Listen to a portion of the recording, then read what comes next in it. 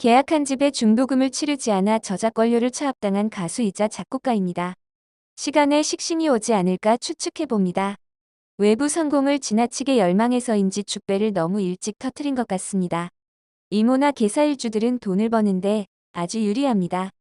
재성이 일지에 자리 잡고 있으니 늘 재성을 의식하며 살기 때문입니다. 이분은 연주의 무진이라는 목표가 이미 크게 자리 잡고 있습니다.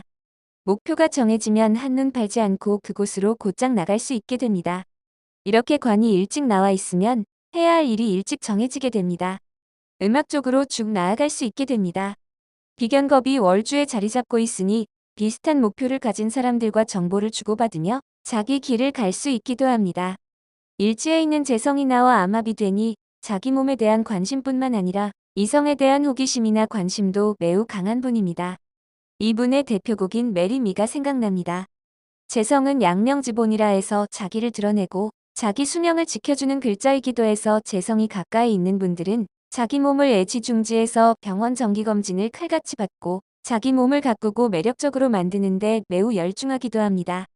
오행화는 욕망이라고 했습니다. 화가 재성이 되니 이분의 돈에 대한 추구나 소망은 매우 강렬할 수밖에 없습니다. 그러니 돈이 인생의 칠할은 되는 분이라고 볼 수 있는데 왜 중도금을 내지 못해서 이런 구설이 생겼을까요? 바로 비견겁이 재물을 두고 서로 각축을 벌이는 형태의 사주이기 때문입니다.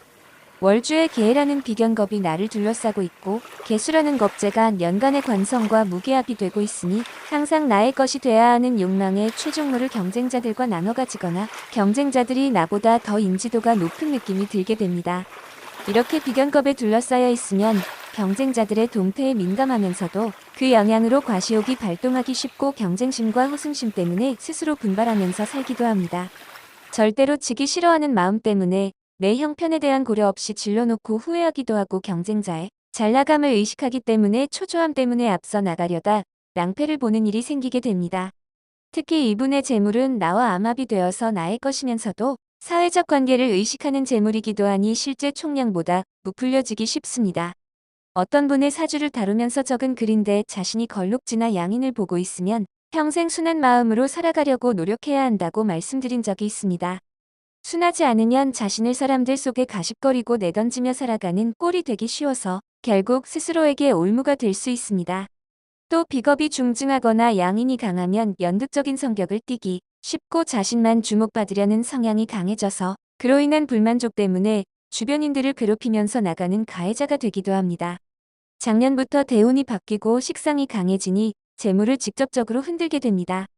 그것이 돈과 관련된 오행화의 문제이니 갑진년 경우월에 계약 관련한 가십기사로 드러나게 되었습니다. 올해 자신의 고장지를 보게 되는데 그것이 사회궁을 원진 귀문으로 훼손하니 이런 때는 수성하는 마음으로 지내시는 것이 좋습니다. 당분간 세운은 좋아지니 잃어버린 것들을 만회할 수 있도록 분발하시길 빕니다.